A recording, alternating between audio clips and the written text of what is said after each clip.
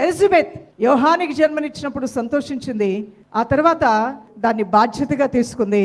ఆమె తన కుమారుడు కొరకు ఆత్మీయతను సమకూర్చింది. తన కుమారుడికి అవసరమైన వస్త్రాలతో పాటు, ఆహారంతో పాటు భక్తిని, సేవా పరిచర్య భారాన్ని సమకూర్చి ఉగ్గు పాలతో పెట్టి పెంచింది ఎలిజబెత్. దేవుని స్తోత్రం. ఈరోజు నీ పిల్లలకి భక్తిని సమకూర్చు, ఉన్నత విలువలను సమకూర్చు, ప్రార్థనాపరులుగా చేయి, మోకాళ్ళ ప్రార్థన అనుభవం నడిపించు, నీ పిల్లల్ని గద్దించు. అన్నీ ఉన్నాయి, ఓకే. దేవునితో మాట్లాడుతున్నావా లేదా?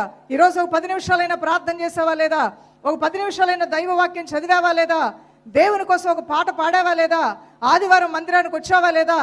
ఒక బాధ్యత కలిగిన యోహాన్ లేచాడు అంటే అన్నిటినీ చిన్న వయసు నుంచి కూడా ఆ బిడ్డకి సమకూర్చిందంట.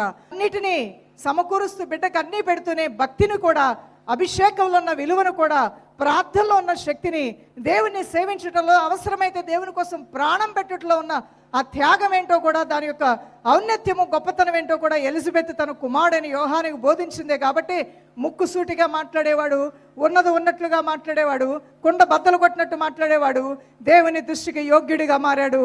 సృష్టికర్త అయిన యేసు ప్రభు వారికే బాప్టిజం ఇచ్చే ధన్యతను కలిగి ఉన్నాడు.